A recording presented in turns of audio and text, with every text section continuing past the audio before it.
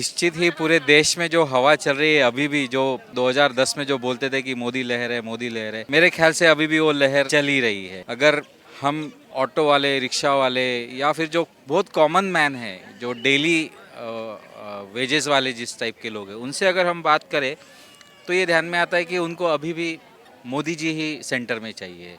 भले ही जो उनके रीजन हो, जो स्टेट के इलेक्शंस हो या फिर लोकल के इलेक्शंस है, वहाँ पे वो कुछ भी डिसीजंस ले सकते हैं, वो लोकल की पार्टीज़ को चुनवा के दे सकते हैं। But as far as centre is concern, अभी भी मोदी जी ही आगे है।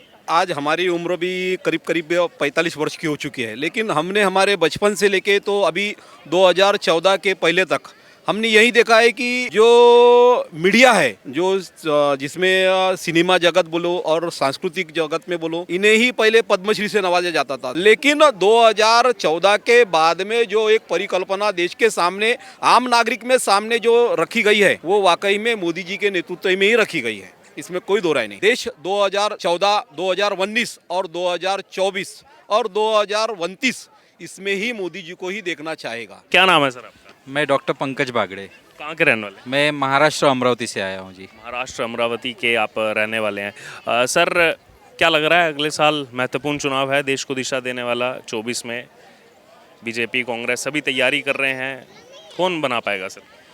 जी, तैयारी तो सब कर रहे हैं, लेकिन जिस हिसाब से मोदी जी काम कर रहे हैं और जो रफ्तार पकड़ी है, तो निश्चित ही पूरे देश में जो हवा चल रही है अभी भी, जो 2010 में जो बोलते थे कि मोदी लहर है, मोदी लहर है, मेरे ख्याल से अभी भी वो लहर चल ही रही है।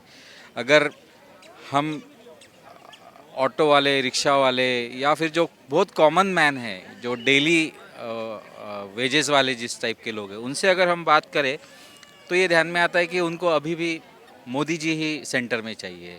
भले ही जो उनके रीजन हो, जो स्टेट के इलेक्शंस हो या फिर लोकल के इलेक्शंस है, वहाँ पे वो कुछ भी डिसीजंस ले सकते हैं, वो लोकल की पार्टीज़ को चुनवा के दे सकते हैं। But as far as centre is concern, अभी भी मोदी जी ही आगे है। महाराष्ट्र के आप रहने वाले हैं, एक स्टेटमेंट मैं आपसे लेना चाहूँगा इस बारे में। कुछ दिन पहले शरद पवार, एनसीपी के बड़े नेता, अनुभवी चेहरा हैं महाराष्ट्र के, वो इस्तीफ़ा देते हैं, उनकी पार्टी के लोग मना करते हैं, विद्रोह होता है, फिर उसके बाद वापस ले लेते हैं इस्तीफ़ा। आपको क्या लग रहा है ये मूव क्यों किया होगा उन्होंने? देखिए, शरद पवार जी जो है महाराष्ट्र के नहीं, हमारे देश के बहुत बड़े दिग्गज नेता है। उनके इस मूव के बारे में मुझे नहीं लगता कि कुछ गलत या कुछ उसमें ये है। उन्होंने अब अपनी एज और सारी चीज़ें देख के डिसीजन लिया है। बट कभी कभी इतने बड़े दिग्गज नेताओं को भी अपने जो कार्य करता है, उनके सेंटिमेंट्स को ध्यान में रखना पड़ता है। वापस लिया उन्होंने, तो भी वो वापस लिया।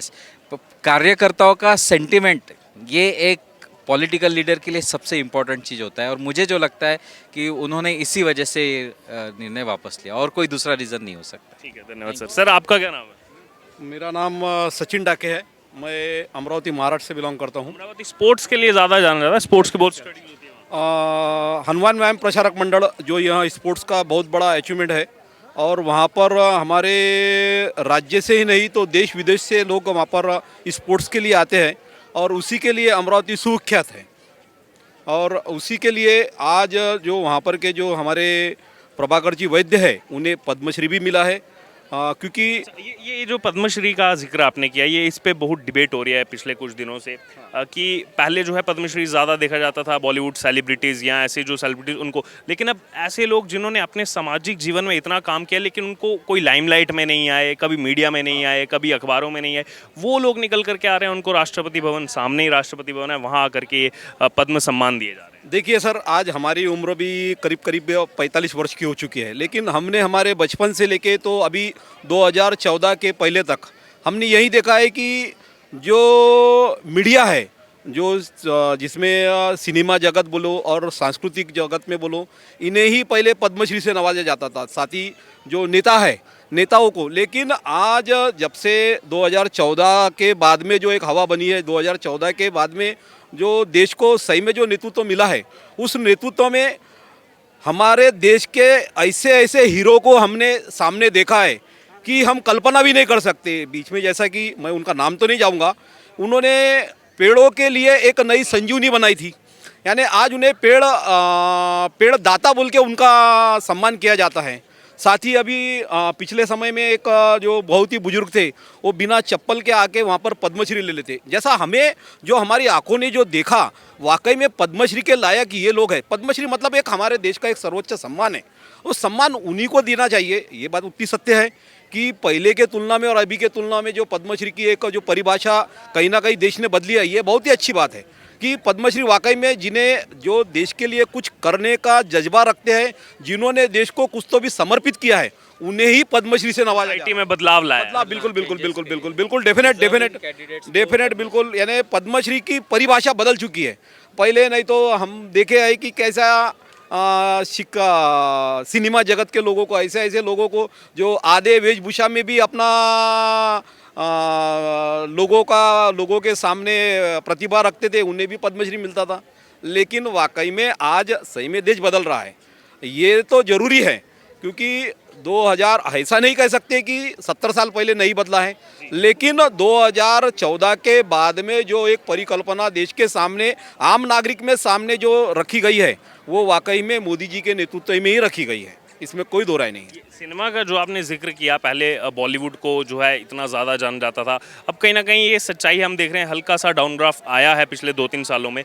और जो साउथ इंडियन इंडस्ट्री है वो बहुत ज़्यादा ग्रो कर रही है। और हमने देखा हाल ही में जो नाचू नाचू सॉन्ग को ऑस्कर मिला, वहाँ पर ये भी बहुत चर्चा सोशल मीडिया पर लोगों ने की कि देखिए जो साउथ इंडियन एक्टर्स वहाँ गए हैं, वो उनका परिधान देखिए, बिल्कुल भारतीय वेशभूषा में गए हैं, और कैसे अपने कल्चर को, और हर साउथ इंडियन मूवी में वो कल्चर की जो बात है, जो हमारा इतना जो है इतिहास है, इतना पुराना इतिहास है, उसको कहीं ना कहीं संजो कर रखा है। और इसलिए अब देखा जा रहा है वो इंडस्ट्री आगे जाती जा रही है। सर, आपने वाकई में मतलब आज के जनरेशन के लिए, आज के पीढ़ी के लिए बहुत अच्छा सवाल किया। देखिए 1947 से लेके तो अभी तक, मतलब कोरोना के पहले तक, हम कोरोना के पहले की बात करते हैं कि हमें बॉलीवुड ने वही बताया जो हमारी सभ्यता नहीं थी। लेकिन जब से साउथ इंडियन इंडस्ट्री ने एक कदम रखा है, मतलब कदम तो पहले भी से रखा है, लेकिन उन्होंने हमारा कल्चर हमें बताया है। जैसा जो प्रत्येक परिवार के अंदर जो कल्चर रहता है, चाहे धर्म कोई भी रहे, यानी ऐसा नहीं कि उसके अंदर हिंदू धर्म को ही लेकर बताया जाता है, मुस्लिम धर्म को लेकर भी बताया जाता है, लेकिन उन्होंने वास्तविकता वो कल्चर बताया है। लेकिन हमें बॉलीवुड ने क्या बताया है? बॉलीवुड ने पश्चिमी संस्कृति जो है हमारी, वो पश्चिमी संस्कृति को हमें सबसे ज़्यादा प्रमोट किया है।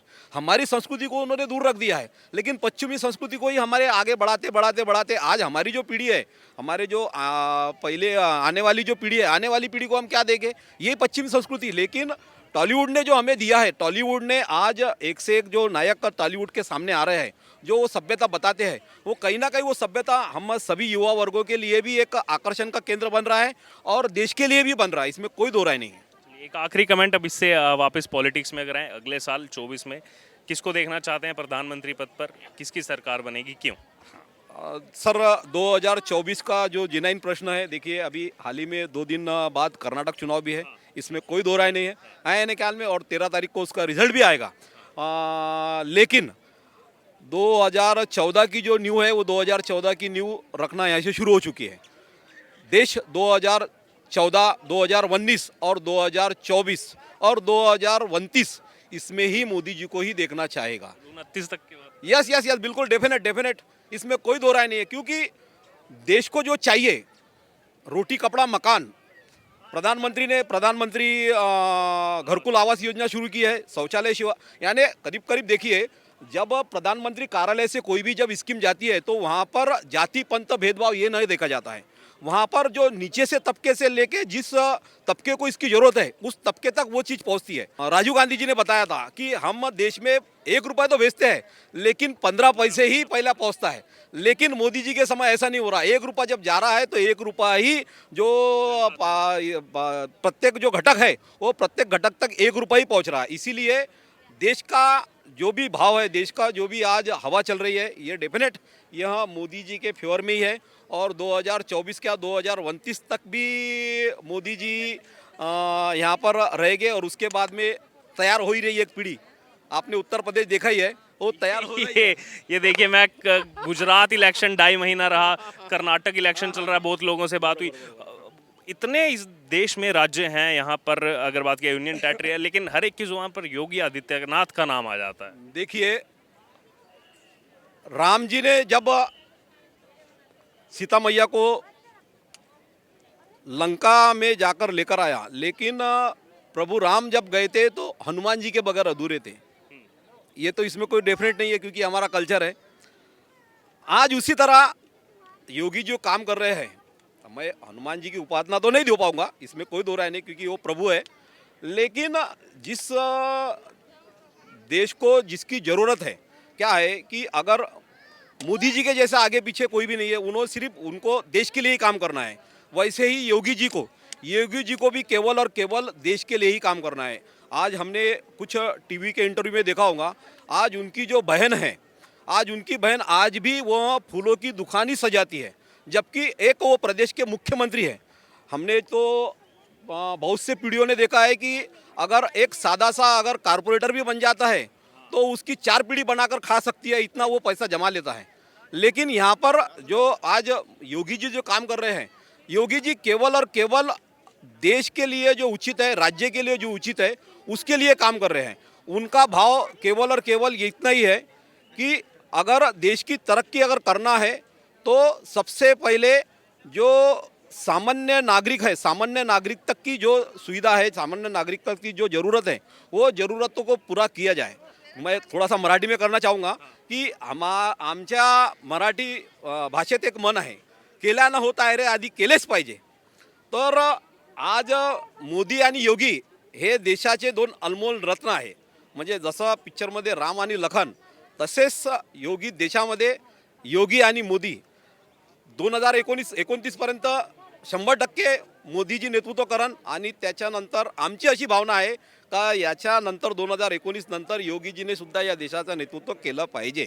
आपने मराठी में बोला हो, लेकिन मेरे को आधी से ज़्यादा चीज़ें समझ में आ गई। 2 अनमोल रत्न है, मोदी और योगी, और मोदी जी जब नेतृत्व करेंगे उसके बाद हम चाहेंगे कि योगी जी नेतृत्व करें। बिल्कुल बिल्कुल बिल्कुल राइट सर। योगी जी के, मोदी जी के बाद में योगी जी ही नेतृत्व करे, ऐसी हमारी जन भावना की इच्छा है। आगे पार्टी नेतृत्व जो भी निर्णय देंगी, जन सामान्य जो भी नेतृत्व देगा, जो भी हवा के साथ साथ लोगों के विचारों के साथ साथ जो परिवर्तन होते रहेगा, वो परिवर्तन को भी हमें स्वीकार करना पड़ेगा, इसमें कोई दो राय नहीं है। क्योंकि 5 उंगली सरीके नहीं है, समय का अभाव और वातावरण कब किस मोड़ लेकर चले जाए कोई बता नहीं सकता।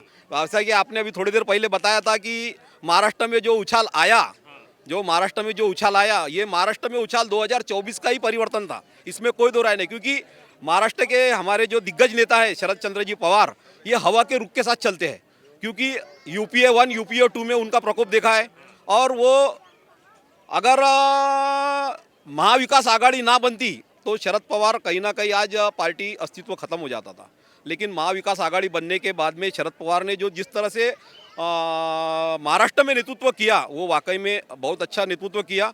और कहीं ना कहीं उन्हें यही डर लग रहा था कि जिस तरह शिवसेना फूटी है, जिस तरह शिवसेना से जो 40 एमएलए छोड़कर एक नया घटक दल बना लिए है, उसी प्रकार उनके भतीजे अजीत जी पवार वह कहीं ना कहीं बगावत ना करके हमारी पार्टी को कहीं ना कहीं एक अलग मोड़ पर ना लाकर खड़ा कर दे, इसीलिए उन्होंने यह घटनाक्रम रचा था। और उस घटनाक्रम में वह कहीं ना कहीं सक्सेस भी हुए हैं, और अपने पार्टी को नेतृत्व में बचाने के लिए उन्होंने जो कशमकश जो मेहनत की, वो वाकई में तारीफ काबिल है। क्योंकि पार्टी बनाना और पार्टी को एक झटके में तोड़ना, ये बहुत बड़ा इसमें संघर्ष लगता है। क्योंकि उन्होंने जो आज 5 बार हमारे यहाँ पर के मुख्यमंत्री रहे हैं, सीएम रहे हैं, और उन्होंने सोनिया गांधी से बगावत करने के बाद में एनसीपी का गठन किया था। एनसीपी गठन करने के बाद में आज उन्होंने एनसीपी को इस कदम तक लेकर आया, और कहीं ना कहीं वो यह ना चाहते थे कि एनसीपी का भी हाल शिवसेना जैसा हो जाए, इसीलिए उन्होंने वो सारा घटनाक्रम किया है।